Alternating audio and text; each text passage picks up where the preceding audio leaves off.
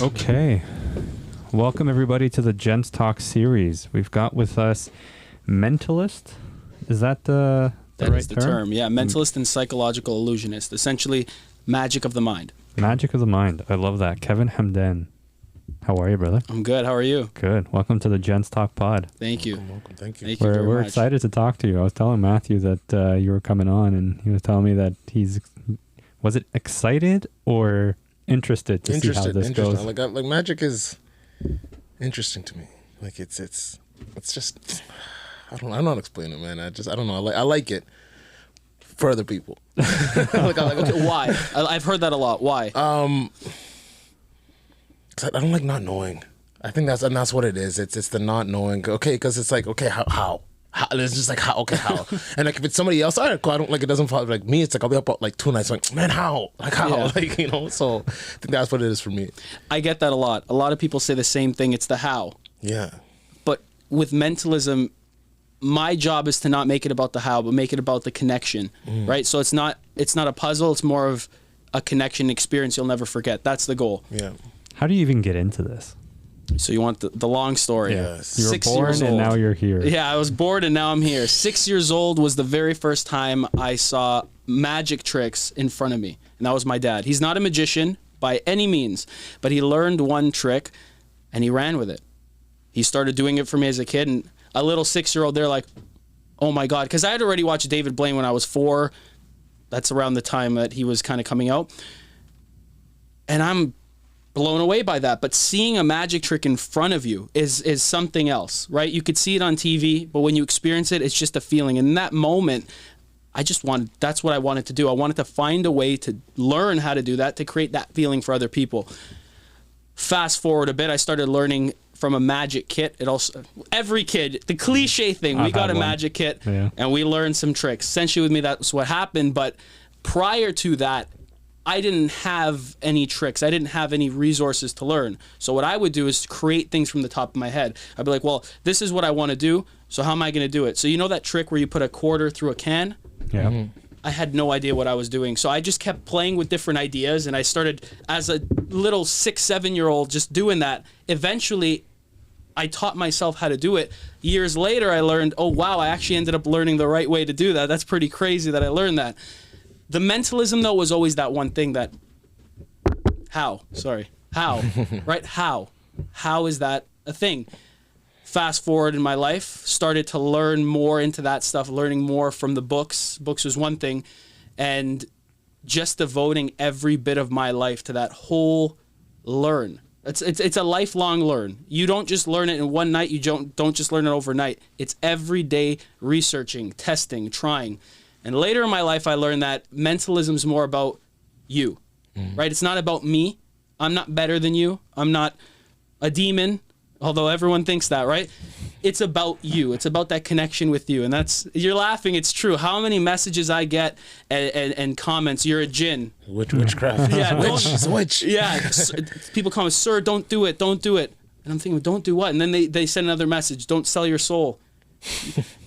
Break that bond with the djinn. I'm like, there's no bond, man. There's no djinn. There's nothing with that. But essentially, it's a long journey of learning, testing, trying, and really learning a lot about people, being out there. How do you even learn this, though? You said books. Books, yes. So there's a lot of books you can learn from psychology. Magic in itself is a psychology. Even if we look at the simple, put the coin in the hand and it's gone. There's a psychology there, right? There's a psychology of you have to believe that coin is there, and you believe it's there and it's gone. There's psychology to everything in magic, but in the mentalism side, you are learning psychology about how people react, right? You know that thing when someone holds the coin out, the body reacts in a certain way, and you're reading that. You know what I mean? Yeah. One question. If he's upset, does he have to say anything for you to know? No. No. Why? Well, because I've learned his mannerisms. Exactly. You've learned his mannerisms. Us mentalists, we learn how people think. We learn what words to say to evoke a thought. We learn what words or what thoughts evoke a specific reaction in the body. It's an interesting fact. If I were to tell you name a color now, chances are you'd go for red or blue. Those are the most psychologically statistical colors people would go for. Or name a number up to 10. Probably be 7, right? Why? Because you're gravitated towards that. That is a psychological thing that we've learned how people think. Over the years, you take those ideas, you take that knowledge, and you build on it. You make it bigger, you make it stronger. You start seeing emotions, you start seeing certain things, you start learning how to reveal names, thoughts, words, emotions, memories, influence thoughts, putting thoughts into people's heads, hypnosis, that kind of stuff. All these breed and build into each other. It's almost like a numbers game. To an extent. Okay. To an extent, because I'm not going out there throwing information, right? Hoping it sticks. Like you're thinking of Vincent, right? That's not what it is exactly. There's obviously something there that we're doing, what we've learned. But yeah, that's essentially like it's a constant practice. You can't wake up tomorrow and say, I'm going to be a mentalist. You got to practice. Same thing with magic. You can't wake up tomorrow, I'm going to be a magician. It's not just about the trick. It's about you. It's about the person. It's about leaving with an experience. It's about creating that world that they believe. You know what I'm trying to say? And I'm not saying I can read minds. I'm not saying I'm, as I said, a demon. I'm not saying I'm master sorcerer, right? But I've just learned the way this works, the way people think. Interesting. And is this something that you find, how do I put this? So your background, you told me you're half Lebanese, half Persian. Yeah, Lebanese, Persian, and Romanian. So half Romanian and the rest Lebanese and Persian. Okay. Do you find that there's a cultural taboo to any of this? It's funny you say that, because when I'm done and I tell people I'm Romanian, they immediately say, so you're a gypsy. That's what it is. I'm like... I'm not going to lie. The thought crossed my mind. I'm like, okay, hold on. Yeah. No, it's... other than that, no. It's not because of my background that I've learned it, obviously. No matter what my background would be, as long as my life went in the direction that it did, seeing that first trick, seeing the magic, I still would have been into it, right? And I don't think, like, obviously the joke is there, but I don't think people at the back of their mind really believe, hey, he's doing it because he's Romanian and he's playing with stuff like that. I don't think so. I think that in that moment after the trick has just been done to them, they're just trying to grasp for something. Yeah, they're like, gypsy, like something like you know, just that's why. Yeah, exactly. No, and you know, it's fun too, especially in a live setting. Like I do a lot of corporate work. That's my main market for my shows. And in stage shows, people will throw things out there as jokes. People will throw stuff. I love that. I feed off that. My show is not a hello, this is the Mentalist. That's not what it is. It's a fun experience. It's a time for everyone to literally forget anything that's bad in their life, focus on the good. Let's make a good experience. Let's create an unforgettable experience. And that's what I always say. I want to help you make your event unforgettable. Mm-hmm. So you do a lot of corporate events, you said? Yes. And you do a lot of street shows. Shows might not be the right word, but you do a lot of street performances for the socials. For the socials. Yeah, so streets for the socials in terms of profession, where I'm being paid, where I make my living. Corporate work. And I do private parties as well, like weddings, but my main market is corporate, as well as university. I do some university and college shows, but again, corporate's that main market. That's where I'm pretty much performing 99% of the time. And is it, like, I'm very curious if you're open to sharing it, but is it a sustainable career? Absolutely. As long as you are good, as long as you are focused on the client, focused on the audience, you can do this forever. Obviously, you can't... There's people that... In anything, when you do something for so long, you're going to start getting bored of it, right? If you're truly passionate about what you do, though, you will never get bored of it, right? This has been my journey since I was a kid. I love this. I put 110% into everything. I devote my entire time and my effort into making that client happy, making the audience happy. So as long as you're good, as long as you're focused on the clients, as long as you're advertising right, as long as you're working in every aspect to put people or you in people's face, it's sustainable. I literally, which we can get to whenever you're ready, I literally left my job. Tell us. Yeah, let's go. So I went to school for music and math. Now, since I was a kid, magic has always been my passion, has been everything. And I put so much time as a kid learning it. But near grade 8, I started getting made fun of. I started getting picked on and bullied for doing it. So stupid on my end, and I shouldn't use the word stupid, but wrong on my end, I quit and I stopped. I stopped for 2-3 years. I didn't even do magic. I didn't even want to look at it. I didn't want to see it because I don't want to be made fun of anymore. I don't want to be put down because of something that I love. Stupid though for me to quit, because it's something that made me so happy, because magic was there for me in every bad experience of my life. My mom, we were in and out of hospitals for 10 months. Very weird situation that happened to her, and that was my out. That was my out. Magic was it, and that's where I started getting so obsessed even more, because now I found the way to learn instead of just making things from my head. So I was spending every moment learning, and that was kind of me getting away from life, because having your mom in a hospital day in, day out for 10 months to 12 months is the worst experience as a little kid, and nobody understands it, right? So at that time, as I was learning magic, I was starting to be made fun of, and I quit. Now, going into high school, I always in the back of my head had, what if I didn't quit? I want to get back into it. I want to get back into it. And I couldn't bear to be made fun of again. And then one moment, it all just, I don't care. I don't care. I get made fun of. It is what it is. I'm literally leaving a piece of my life out for what? For people that don't even care about me. People that are going to forget about me in 5 years. People are going to forget about me in 2 years. People are just going to completely forget about me. Why am I going to limit my life and what makes me happy? So in that moment, at the end of high school, when I got right back into it, I went off. I disappeared for 2 years. Some of my friends, like obviously we'd stay and we'd chat. I didn't go out. I said, I'm going to learn this art inside out and put every moment and get back all the time that I lost. And I did that. I went in deep. I just went fully into it, learning, practicing, seeing, going on the street, trying random stuff. I did a lot of free shows too. That's how you get into it. Now, as we start becoming obsessed, start seeing we're getting good at what we're doing, fast forward into the time of working other jobs. Now, at the back of my mind, as I said, since I was a kid, I wanted to always do this as a career. I wanted to do this, and biggest stages. Vegas was my head since I was 6 years old. Think about that. At 6 years old, that was where my head was at. This is what I wanted. So while working other jobs, it's just not it, man. It's just not it. This 9 to 5, this routine, working for someone else. You're working so hard to build someone else's dream, and I'm taking all the time away from working on mine. Because I was in school too. As I said, I had a degree in music and math. The whole thing was safe job, go into teaching.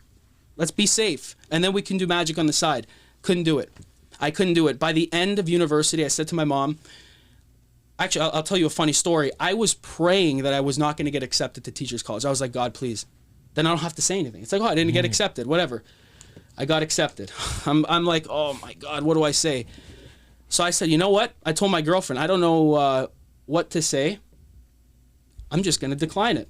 And then we'll deal with it later. So I declined the offer. I declined it, which most people would be like, why would you do that? I declined. I said no.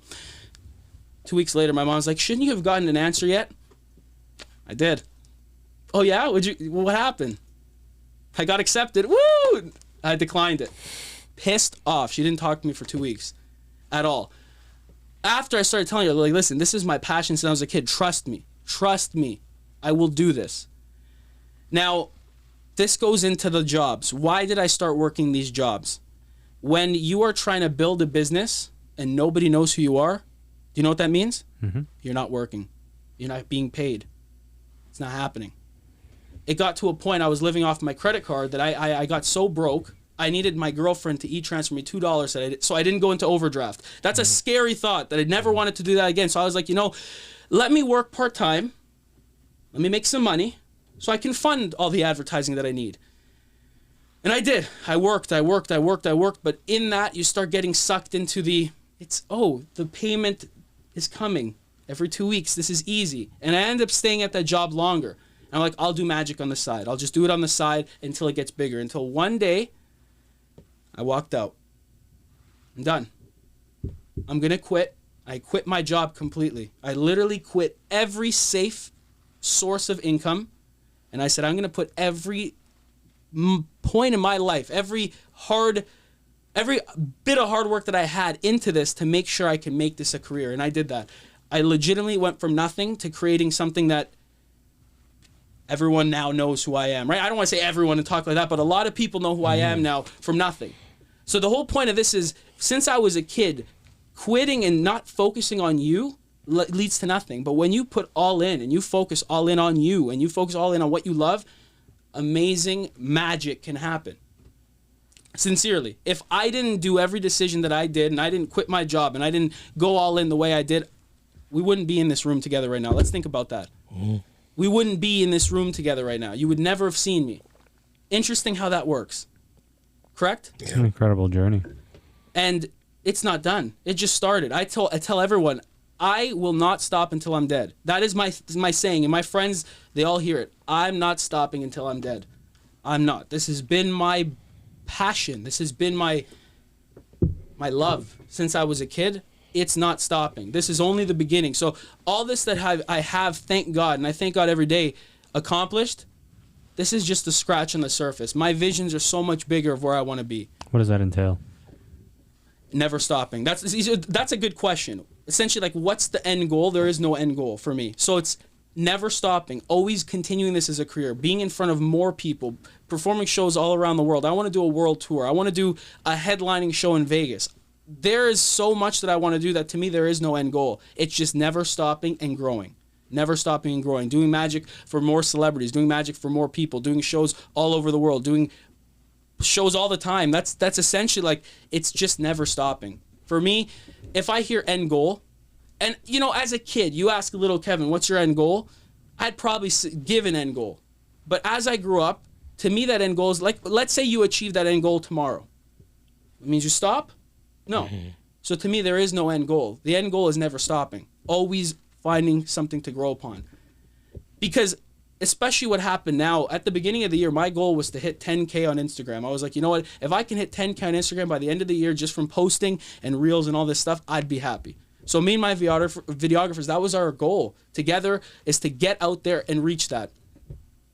Did I really believe I could do it? No. I didn't believe I could hit 10K in 5 months, because that's when I put the goal, 5 months left. And then everything just changed. In 1 week, my account exploded. I reached 7.9 million accounts in a week. That's insane to me. That's insane to me. I went from 4,000 followers to 284,000 followers in a week and a half, 2 weeks. That's insane. Absolutely insane. So right there, I hit my goal faster. I passed it. Does that mean I stop? No. That means we work harder. And that's the thing, too, for me, is no matter how much I accomplish, I always want to do more. And it's not me being greedy. It's me never wanting to stop.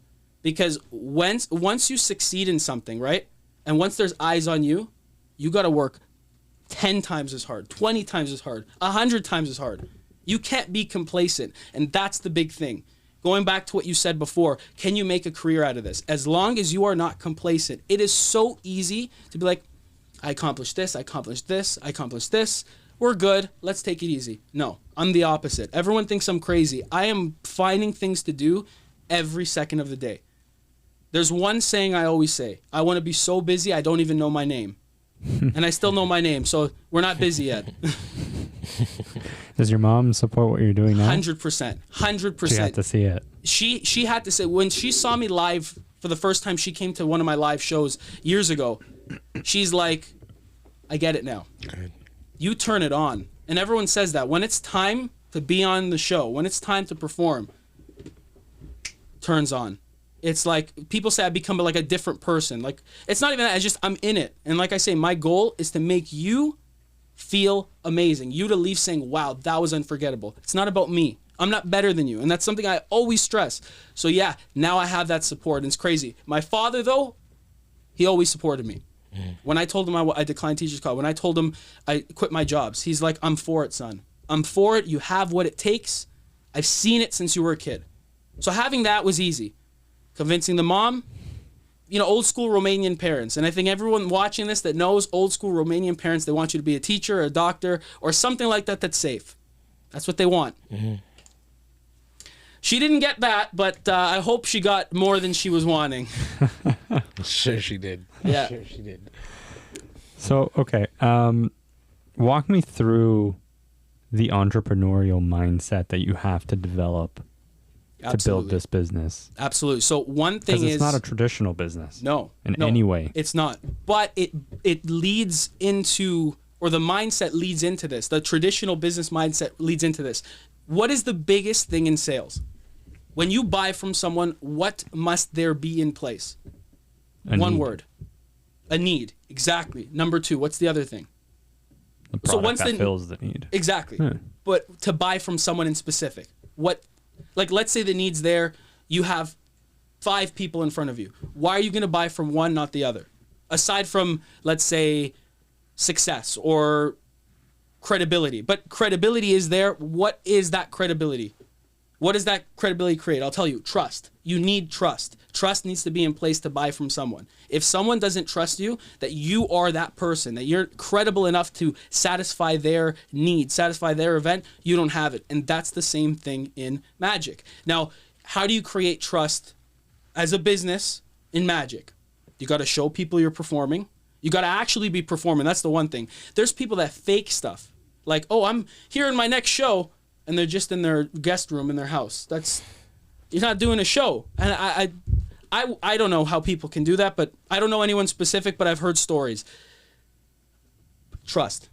Show people what you're doing. Show people you're working. Show people that you will do that for them. One of the things that a lot of people are afraid of is this top hat magician mentality. Even though I'm a mentalist, and there's a reason this is dressed this way, I want to look different from that traditional sense. This is me, though.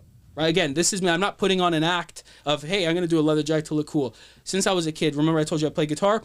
Music has been a thing, and rock music was that one thing I loved. I love all kinds of music, rap, everything, jazz, everything, dance, anything you could think of. But rock was always that thing for me. So I brought that side of me into this, and this is a different look, right? You're used to that suited up, top hat thing if you're looking traditional magic sense, right? People don't want that. So with that reluctancy, right? Or what's the right word? The fear. Fear, I think, is a better word. With that fear of, is this the right guy? I thought of that. How do you show people, aside from your accolades, aside from everything, I offer Zoom demos. I say, listen, let's hop on a call, Zoom demo. I want to give it for you and your clientele. And that's committees, especially when you work with committees in corporate companies. The committee makes the decisions. Mm-hmm. Even the top boss makes the decision. Let's go on a Zoom demo. Let's hop on a Zoom demo. Let me show you what I do so you know I'm going to be the perfect guy for you. That's the one thing. When I started the business mindset, what can I do? The next thing is you have to have a website. If you do not have a website, you do not have a business. I tried back when I was starting, making a business without a website. No. You'll get some bookings from word of mouth. It's not enough. Word of mouth is not enough. That helps. It's not enough. A good website that when people go on your page, you're like, yes, this is the guy. Grab them, right? Essentially, in this little ramble that I said, trust, credibility, and how are you different, right? Because that's everything in life. What makes someone different? What makes someone them? What makes someone want you over the other guy? You know what I'm saying? The other thing with business mindset was hard work, right? Quitting a job and going all in and being self-employed. People think, oh, you're self-employed, it's easy. Wrong. And you know, it takes more work than anything, right? More work than anything. I think if anything, you're working more. Instead of working 9 to 5, 8 hours, you're working 24 hours. I'm working in my sleep. Let's be honest, right? So I think too with the business mindset is memory, right? You can have all these CRMs, you can have all these things telling you. If you don't remember someone and you're just going based on the CRM, people also resonate with that, right? I'm a big believer that people buy into people. If people feel that you're genuine, because you are being genuine, it's not an act, people are going to be more inclined to work with you. So with that business mindset, always working, always finding a way to get something done. And another thing for me is finding that work too. Reaching out to people, reaching out to past clients, reaching out to people that have heard about you, seen your show, telling them, hey, I want to help you make it unforgettable. And that's, as I say, a big thing. It's all about you. It's not about me. I want to help you. How can I help you? And that's the biggest thing that I focus on in my career. Did that answer the question? Yeah. Any other questions a part of that? No. I think you captured that. That's good. I have a question. What's the difference between a mentalist and a magician? Great question. And what was the third thing you said? You said you are a mentalist and psychological illusionist. So those two, and then those two versus magician. Yes, great question. I love getting that question. So a magician, when you hear magician, let's say you don't have that idea that, oh, it's the top hat. You know a magician's going to be doing cool tricks. Let's say David Blaine, right? Chris Angel. You're seeing that. Chris Angel, wow.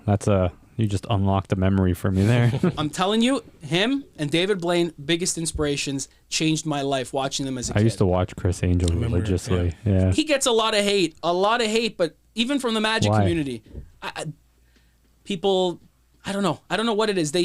People just love to hate. People just like to hate. Always, but if you really look and watch that show, he was doing stuff way ahead of his time. Oh, 100%. Way ahead of his time. So anyone that hates, it's like, yo, don't hate.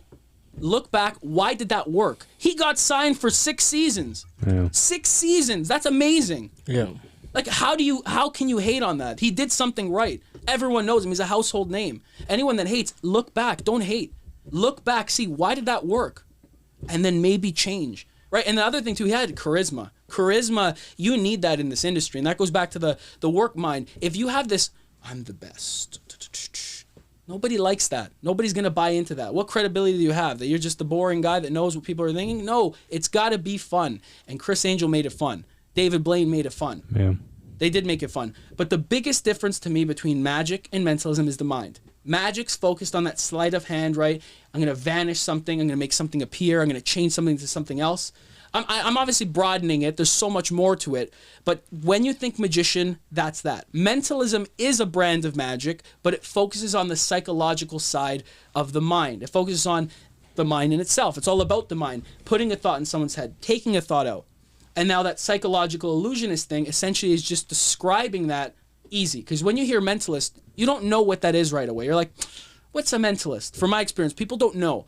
So I put that title, mentalist and psychological illusionist, because, well, you're like, okay, I know what an illusionist is. He's like a magician. And psychological, that means it's about the mind. So this is magic of the mind. Bang. Right there. Yeah. Right there. Biggest difference, the mind. A mentalist can make you see something, and then it's gone in a psychological sense, versus a magician can vanish something, and it's gone in a physical sense. I know that's a very broad way to describe, but just something to kind of get the gears moving, right?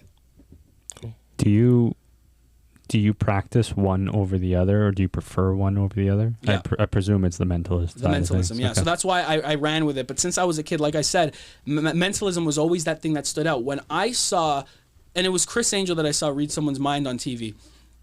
When I saw that as a kid, I was like, wait a second. This doesn't make any sense. He just looked at this person, he pulled a thought out of their head. How in the hell is that possible? That makes no sense. And I'm sitting there as a kid, wow. And that grabbed me. So that is what I focused everything on. And, you know, I did start from a magic background. I do have sleight of hand ability. I do work with the card tricks and all that stuff. But I don't do that anymore. I don't really do that even in a professional setting. When I use cards, and I rarely do, but when I do, it's mentalism with the cards. So I do prefer the mentalism, and I'll tell you why. When you watch a magic trick, there's so many amazing, amazing performers that make magic so beautiful and that make magic so personal to the person. But at the end of the day, it's still, look at this, right? Look at this. Mentalism, it's that connection. You cannot read a mind, you cannot influence a mind without a mind. Essentially, I have no job without you. I have no job without people. Right? A magician can put a camera on and do some sleight of hand stuff. What am I going to do? If I have a camera, I'm going to read my own mind, right? It doesn't work like that, right? So I prefer the mentalism because the onus is on that connection. You don't rely upon something visual or something magical. You rely on that connection with that person. So that's what grabs me towards that. And I think people like the mentalism more, and I think it's for that reason, right? Do you find people are... like when you do these effects on people in the streets, for example, from just the clips that you post to your socials, do you find that they're willing participants, or do you find that they're typically hesitant? Great question. We have seen everything. Me and my team, Now or Never Firm, they're the guys that help me with my videography, my sound, even in terms of music and intros when I come out and do my shows. They have seen everything with me. You get the people on the street that say, who the hell is this guy? What's this guy approaching us? One guy thought I was going to rob him. It was hilarious. I wish we had it on video. I was like, hey, how are you? I'm very nice when I approach. Hey, how are you? I'm a mind reader and magician. I say that because people don't know. Again, mentalist, psychological illusionist. Exactly. I say things that are familiar. Now, sometimes I'll just say mentalist and psychological illusionist and people will get it. But for the most part, I'm a mind reader and magician. Do you want to be in a video? One guy was like, He grabbed his girlfriend's purse, and I'm like, dude, it's just magic. I'm not robbing you, man. But people are reluctant, right? People, again, it's who's this random guy? What's he trying to do? One person, when I was saying, I want you to think of a name for me. I want you to think of this. They literally just said, no. I'm not doing this right now. This is freaky stuff. So again, you get that side where people are afraid because they don't know who you are. You get that side that people are afraid because they don't want people in their head. And then you get the people that love it. Now, I'm going to be honest with you. With the rise in social media, it's way easier now because, oh, I know you. I've seen you on TikTok. I've seen you on Instagram. This is the guy. This is the guy. We're filming with one group across the street. People are like, oh, my God, that's the Mentalist. That's the Mentalist from Instagram. So it's a lot easier now because you're not playing that battle of, hey, do you want to be in a video? People are like, I want to be in a video. Yeah. In the beginning, it's tough. Now, still now, you still get those people that don't know, and you still get those people that are afraid. But what happens when something doesn't work? Change it to make it work. So I'm changing my approach so that it's getting people more on board right away. Even those people that don't know, they've never seen me. Walk me through that time where you're first learning the craft, you're testing it out. Because like you said, to be a mentalist, you need a mind. So you have to inevitably experiment on somebody else. Walk me through the process where it's not working. Oh, this is amazing. 13 years old, my first attempt with mentalism. On my mom. Mom, I want you to think of a name for me right now. Say it in your head. Keep saying it, okay? Think of a letter. Oh, there's an O here, yeah? No. Huh? No, there's no O. There's an A, though. No. Okay, what am I going to write? What am I going to say? Okay. I write a name. Who are you thinking of? She says a completely different name. I didn't even show her. I put it. I wrote what I write. I'm trying to remember. Nick, completely different name. Very embarrassing. She's like, "You need to practice, son. You need to go practice." So that was at least at home with my mom. In on the street, you get that too, right? Not now, but back when learning and trying things out, you get that too. But after you've learned and you've practiced and you've pretty much created that effortlessness to do it, it becomes a lot easier. But in the beginning, it was not easy. And I'll be honest, I practiced a lot on my mom, my dad, friends, because if you mess up, it's okay. It's okay. It doesn't matter. Start over. It doesn't matter. My mom was very blunt though, always as a kid, even with card tricks. Horrible. She's like, I saw everything. Go practice. And I think it's that mindset that always rings in my head why I want things to be perfect. But great question, because that, without my mom being there to literally say, Kevin, that was very bad. You need to go practice. I probably wouldn't. I love it, so I still would have worked hard, but that made me work even harder, even harder. Do you find yourself today ever considering anything else? As a career? Yeah. No, never. So you're 100% 100%. 100% into this. This will not stop until I'm dead. And how do you maintain, because no matter, we've talked to some of the most upbeat, positive, energy-filled individuals, but everyone knows there are days where you wake up and you're not feeling yourself and your brain is your worst enemy and you got to fight through that. As a mentalist, how are you fighting your own brain? My brain works the same as everyone else's brain. It is 100% inevitable. Like you said, you wake up, you say, what happens if things change? What happens if we get another pandemic? What happens if people just say, hey, we don't want any entertainment anymore? What happens, right? And that pops into my head every time. And it's a freaky thought, especially the pandemic. When that happened, that was like oh my God, why? But you have to adapt. You have to, and like I said before, if something is not working, make a change to make it work. For me, I get down like that. I think back to the moment when I started. I think back to myself, to that moment where I quit and how I felt when I quit. And I say, we're getting right back. We're working even harder. So it is inevitable. You get down sometimes, right? You get down if, like, back then you wouldn't get the booking. It's like, no. Oh, man, why? Take any negative situation and find a way to make it a positive. I literally experienced so much into this where quitting, not having any source with magic, feeling that depression, then quitting my job, not having any income, what do? I'm a big believer that as long as you are passionate in your life, you have a good work ethic and you work hard, you can achieve anything. 100%. You love what you do, you're good at what you do, and you want to make it work, you want to do whatever it takes, you will do it. As I said, and as you said, you do wake up those mornings. Why? What would happen? What's going to happen? You jump and you start thinking negative. What would I do if things change? It's normal to think like that, but you can't. Because when you do, one, you're focusing on the negative. And I'm a big believer that when you focus on the negative, you're attracting the negativity. If you focus on the positive, you're attracting the positivity. I have friends in my industry that are shook at what I've created, shook. Why did it work the way it worked? Why did I get where I wanted to be and I still have way more that I want to do? Why? Because I envisioned it. And it's a strange thing, but when you put things into words and in your mind you envision and you believe it, it can happen. And I know it sounds like I'm just blurting mumbo jumbo here, but truly, in my head, anytime I get negative, I sit there. I remember why I started. I remember when I quit, how I felt.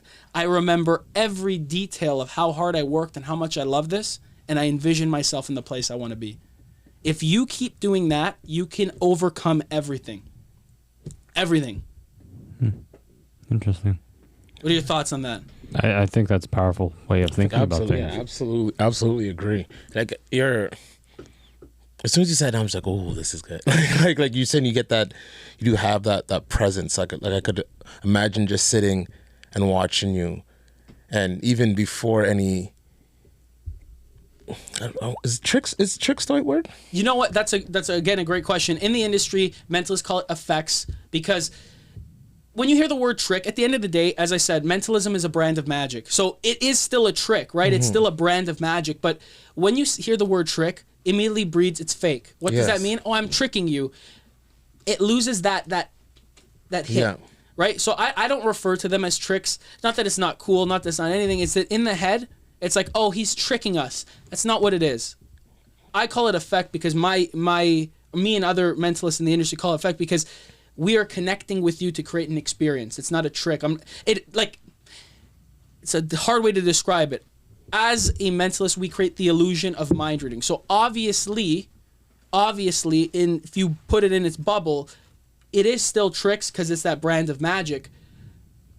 But when you say the word trick, you trivialize it, and it loses its oomph. So I believe the word effect fits right because it's just up for interpretation at that point. Are there any effects that you want to learn? That you like, because obviously magicians have like, oh, there's a new trick. I want to learn how to do that trick. So any like effects like, oh, like that's good. Like I want to, and you obviously you said do a lot of reading. So you. Yes.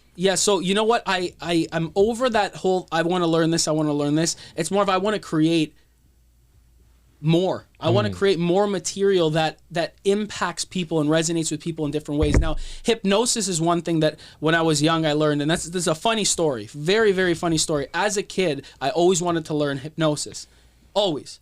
And I didn't know what I was doing, but I would just say some stuff in the playground. What a dangerous kid. If you're really thinking, well, what's this kid doing in the playground? But I'd say, listen, I want you to take a deep breath in and out, and on 3, you're going to close your eyes. And I was just going through stuff. I had no idea what I was doing. Later in my life, when I actually learned hypnosis, I thought back, what the hell, man? I was hypnotizing kids as a kid. I didn't even know what I was doing. And I was following a structure there. Now, obviously, I wasn't doing it well, and I wasn't hitting all the things that I needed to do. But the thinking there as a kid was I wanted to learn that. And I, over the years, did. Now, if we have to say something I want to learn more into hypnosis.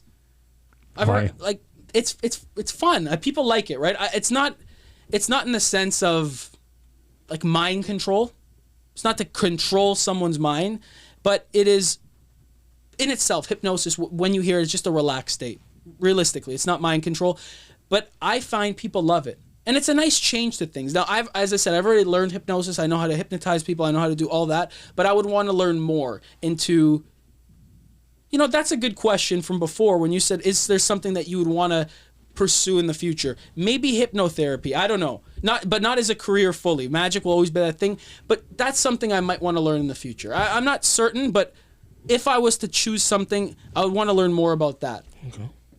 Is there something that it does? Like that's not the right question. Is there something that hypnosis particularly is used to solve? Yes. So the hypnosis that I do is entertainment. Sure. But there are Because you said hypnotherapists. hypnotherapy. Yeah. So they solve, like, making people quit smoking. I was gonna say smoking. Yeah. I've heard about for smoking. Yeah. Or I want to forget. Like, I don't know exactly everything that they do, but if you want to maybe forget a traumatic thing or learn how to be more calm, that kind of thing. Like, hypnotherapy, the one thing is the smoking, and that's something I wanted to learn as a kid to make my parents stop smoking, but the hypnosis that I've learned and I've done is not that. That's not what I do. But How quickly can you hypnotize somebody? it depends, right? Are you interested? Do they have no. Do they have to be willing? Like, could you hypnotize someone that doesn't like? It was like they have to be willing, right? Willing. You cannot hypnotize someone against their will. Like, Really? legally, or it's just not possible. I like good question. actually, yeah. That's a trick question. I don't know how to answer that. But let's just keep it at they have to want Fair. to. They have to want to be hypnotized. Obviously, I would never want to do something illegal. I would never Sure, want to do something yeah. against someone's will. It's just not cool, right? I would never want to do something that they don't want. But How does somebody want to do it? Like, is it they're just? I presume you're providing them with a set of instructions yes, of some kind, yes. and they have to willingly participate in these actions or. Yeah, so essentially with hypnosis, you're not asleep, you're not passed out, you're not like going for a nap, you're in a relaxed state where you don't care, right? And essentially you are bringing that subconscious mind out. So any suggestion you say now becomes a reality.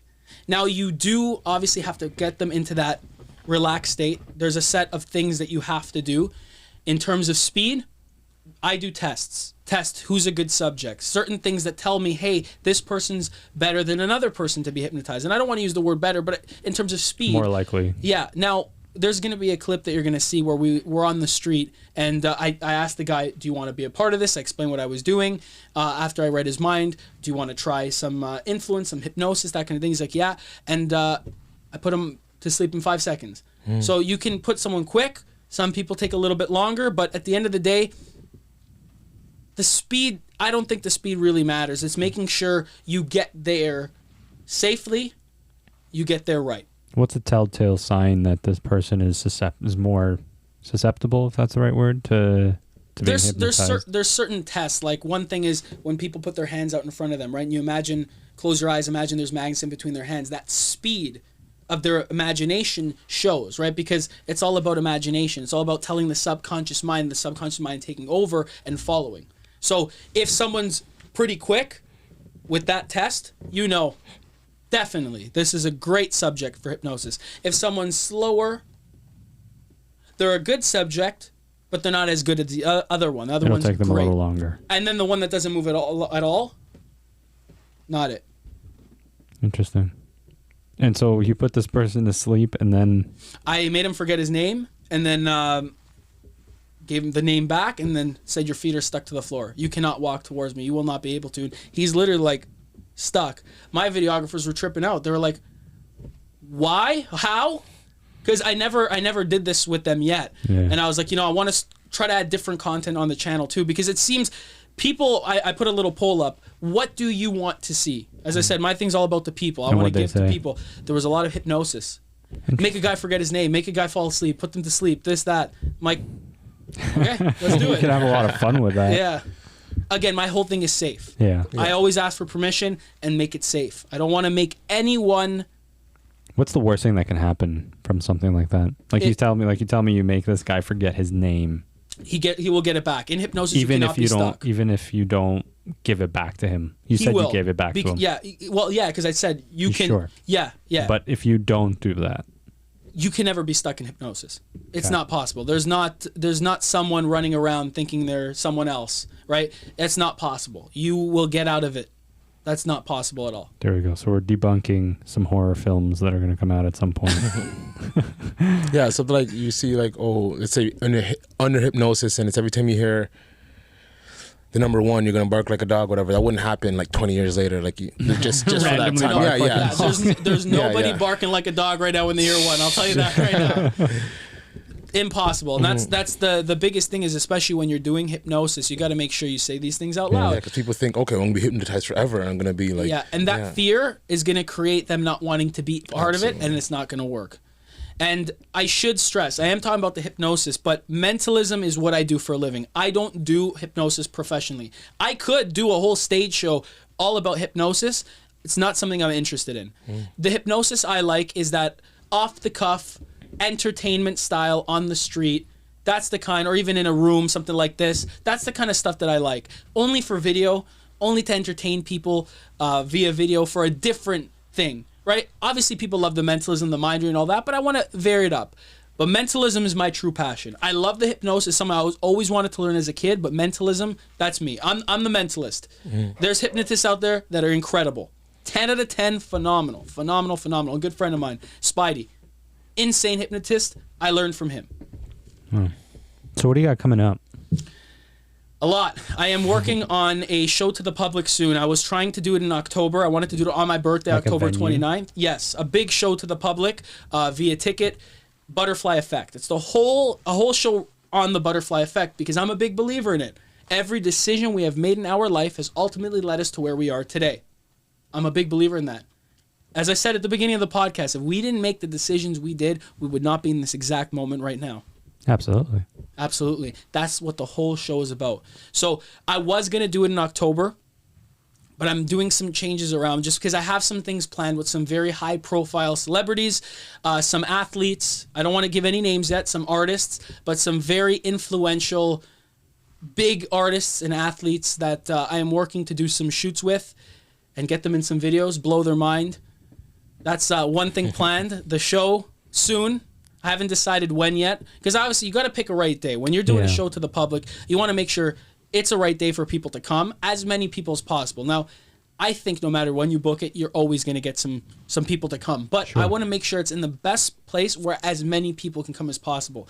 And that is a big thing too. When you're putting on a show, you need a big team behind you to do it right. I don't want to do it half-assed and say, okay, here's the show and we can do it. I could do one like that in a week. Why? Yeah. I'm not one to half-ass things. I want to make sure it's amazing. Now, this is just the big show to the public that I'm working on because I've been writing the show Butterfly Effect for years now. 3-4 years. It's been an on-off. What do you mean by writing? Thing. So I write my show out. Like I write out like the whole routine from top to bottom, the intro, the middle, the ending. I want it to be a story. I don't want it to be trick after trick after trick after trick after trick. I want it to be a story that when you come and you watch the show, you leave like, wow. Like it destroyed. Like, not destroyed, but you know what I mean? Like mind blown. Mind-boggling. Exactly. But left with something, like an experience there. So that's another thing. I'm even trying to do a video shoot in different parts of the States. So I want to go to Vegas. I want to go to different parts of the U.S. I want to go to Europe, Italy, Romania, all these different places to get some more shots. Yeah. It's fun even giving back to all the fans that are supporting me. I'm going to come do meet and greets, and we're going to get some content. You're going to be in the videos. Something I want to do. Because at first, seeing this growth on social media, at first, I was like, whoa. Like, where did this happen? And I had so many people call and message me, this is unheard of. What did you do? What did you do? Did you buy followers? Did you do this? I didn't do anything. I literally just posted. It's just easy for people to automatically exactly. think And that, I have all the analytics to show this is here. Like this is it's what it is. I was freaking out at first. It all took one video because I post daily. Sometimes, you know, I won't post one day, but I post twice the other day. But essentially, it averages out to daily. I post daily. One video goes, they all go, then they all start pumping, and then it just goes from there. Growth and growth and growth. So I want to give back to people too. I was chatting with my videographers. We haven't decided when we're going to do it yet, but we are going to be doing something soon where we're going to go to different places of the U.S., different places of Canada, meet and greets, video shoots. Yes. Very fun, cool. different scenery, right? Yeah, change it up. Why not? Do it in front of the Vatican. That'd be cool. And then you can get them to really call you a djinn. Amazing. That's the best. We got some stuff we gotta try. Okay, yes, let's try something. So when we were on the phone, Yeah. you said that you wanted to create a challenge where one of you is going to write a name, put it in their pocket. I never touch it. You wrote a name, you have it in an envelope in your pocket, correct? And just for clarity, I didn't tell you that I wanted to do this. I didn't know this was happening. Yeah. So you literally wrote a name. It's in an envelope in your pocket. I never touched it. He never touched it. Nobody touched it. You literally wrote it in an envelope, put it in your pocket. Yeah. Can you think of that name for me right now? Yeah. Is this a childhood friend? Yeah. Okay. I want you to imagine that person right here. Ignore everything around you. Just imagine this connection here. Imagine the person here, and imagine we can speak on a mental level. In your mind, I want you to say, Kevin, I am thinking of, and say the name in your head. It is essential that you don't say the name out loud, because that's not mind reading, that's just listening, okay? In your head, Kevin, I'm thinking of, now, close your eyes.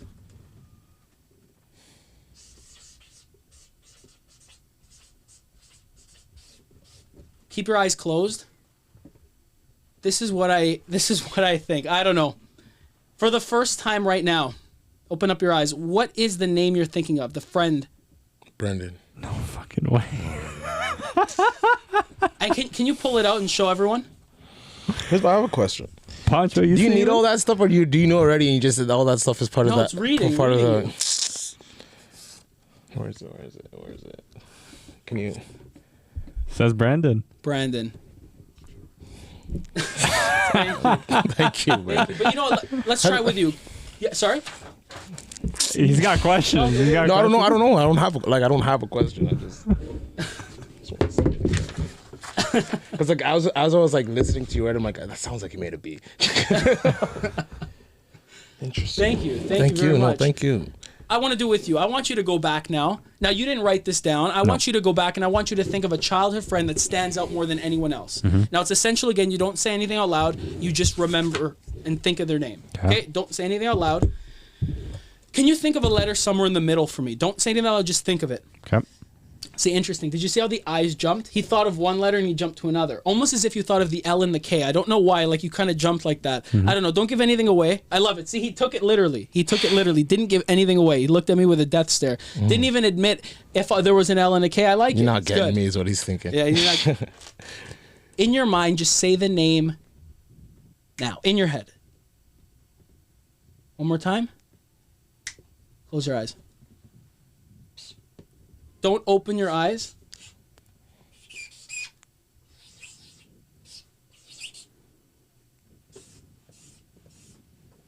Keep your eyes closed. I'm going to show the camera.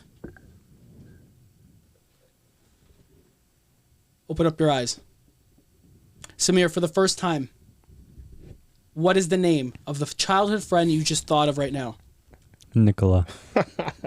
Fuck off. My question is, you didn't How? Write, you didn't write that, and you didn't write it this way. You did like I couldn't like it was like N and you did like an A, like it was Yes. like what? Yes. That's interesting. Interesting, isn't it? Yeah. That's all. Like it's crazy. And that's how he spells it too. yeah. Nicola. Are you going to be seeing Nicola soon? No. No? If you ever do, tell Nicola I say hello, please. I will. Nicola, if you end up watching this, shout out to you. Fuck. But damn. It's good, man. Thank you. Thank you. What did you think of that? How? I said this. It's always the how. Like it's the how. Like the whole time I was thinking, like when I was doing mine, I was like, he knows. He's just doing all this questioning just to showbiz, you know? No. But then you're saying you need it. I was like, fuck, man, it's good. It's good. It's good. It's good. And now, for all the viewers, now this is the thing, is it's great that you wrote it, because you did say to me on the phone, let's create a challenge. And again, you wrote it, you put an envelope, you put it in your pocket. I didn't touch it. I didn't touch the paper or the envelope. It's been in your pocket the whole time. Yeah. 2, a lot of people, they say in the videos, write it down because we want proof. Now, obviously, we didn't have that with you, but I think this Yeah. proved it enough right there. You could have thought of anyone, and you went for Brandon. Yeah. Some gin activity going on. After the whole podcast, they're still going to leave thinking it's gin. This is amazing. See, one of my friends said, it'd be fun if you play into that. You play and you feed into that. Like, Yeah. acting like it is. Yeah. Like, create posters where there's little gins on my shoulder. And I'm like, I don't want to, because then people are going to think that's what it is, which is not it. And you want to be labeled as that. And you don't want that to be like... Yes, because it's not it. It's all about... And for people watching, the whole thing with Jin is they're saying there's demons speaking to me. One of the comments killed me a few days ago. They're like, his assigned Jin is telling him in his ear. I'm like, assigned? What do you think this is? We just go to the store. It's like, okay, you're assigned with Jeremy. Jeremy's going to be your Jin. Like, what? But it's the illusion of mind reading. My job is to use my 5 known senses to create the illusion of a 6th sense. Essentially, like I said, I'm either going to put a thought in your head or I'm going to pull one out. And that's what I do. That's insane. Kevin, thank you. I'm going to spend a lot of time trying to figure out how you did this. I won't ask you how, because I don't want you to give it away. I want to figure it out. I probably won't, but I'm going to try anyway. Thank you for coming. Thank you. We appreciate it, man. Thank you. It's been a pleasure. Thank you very much. Learned a ton. It was very fascinating that a field like this can be something that can, you can make a career out of. And I'm excited to see where you go, because you got passion, you got energy, you're a showman. Thank you. And in the nicest way possible. Thank you. So super excited to see where you go. Keep us posted on everything you're doing. We're going to follow along this journey. I love to see people succeed in untraditional ways. Yeah. Because like I know for sure you must have had a lot of people tell you, man, what the fuck you doing, bro? And there's no chance, man. Just give it up. You're not gonna be able to do this. And it's like, okay, cool. 100%. Like it doesn't matter because I got this. 100%. And it's just like. And when people ask you, so how's the magic? There's this like smug they want look you on want you to be like, oh, I stopped to do it, but then yeah. It's like, how's the magic going? The smug look on their face is like, it's going great. Better than the 9 to 5. Mm-hmm. And people ask like, oh, so how much do you make? How much this? And you know what I respond with? Thank God for everything. I don't say anything. Because it doesn't matter. It doesn't matter. It doesn't Thank fucking God matter, man. for everything. Yeah. It's funny. We had a conversation with, I don't know if you know him, Wallace Wong. He's a chef, entrepreneur, and he was talking about how, everything that people see him doing on social media and everything, he gets those kinds of questions. They think that he's glamming it up. He's getting all this money and everything. And he said how he spends most of the money back into himself, into his business, because that's what you're doing. You're building your business. 100%. And I think this concept of people always wanting to know how much is less so about how much you're making and more so about whether they think that they can actually make money in anything other than the traditional 9 to 5. And that's the thing. You have to feel bad because people just are stuck in this box, right? And I get it. If you love your 9 to 5 job, great. Power to you. Amazing. I didn't. Every moment I was at the job, I wanted to leave. I'm like, I need to go focus on this. But if you love what you do as a career and you're doing the 9 to 5, everyone watching, don't think that this is me bashing you. It's not about that. But if you don't love it, then you need to think a little bit out of it. Like, you can do so much more. My girlfriend gets so annoyed with me because I'm always that guy. What do you love to do? Make it. Do it. Mm-hmm. Yeah, but it's not that easy. Exactly. Nothing's easy. And my friend, my videographer, Marcel Mazuka, Maz, he always said this. Because the day before I quit my jobs, we were in a room, we were talking, and he looked at me and he said, pick your hard. Everything in this life is hard. Pick your hard. And I woke up the next morning. That's all I needed to hear to walk out. I fucking love that. I like that. Shout out Maz. Shout out Maz. Pick your hard. Pick your hard. Everything in this life is hard. Yeah. Everything in this life. Everything worth it is going to be hard. Right? Exactly. 100%. And that's it. And back to the thing about making a career, you need to obviously have that need, like you said. That's why events, they need entertainment. Yeah. That's literally like in every business. Find the need, build the trust, love what you do, work hard. You'll do whatever you like. Amazing. Beautiful. Buddy, thank you so much for coming in. Thank you for blowing our minds and giving me something to think about for the next few hours. I appreciate it. Thank you. But keep us posted, man. Seriously. Thank you. Let us know what you're up to. Thank you. And some exciting stuff coming up. Yes. Amazing. Thank you so much. Thank you. Man. I really All right, appreciate everybody. it. Thank you.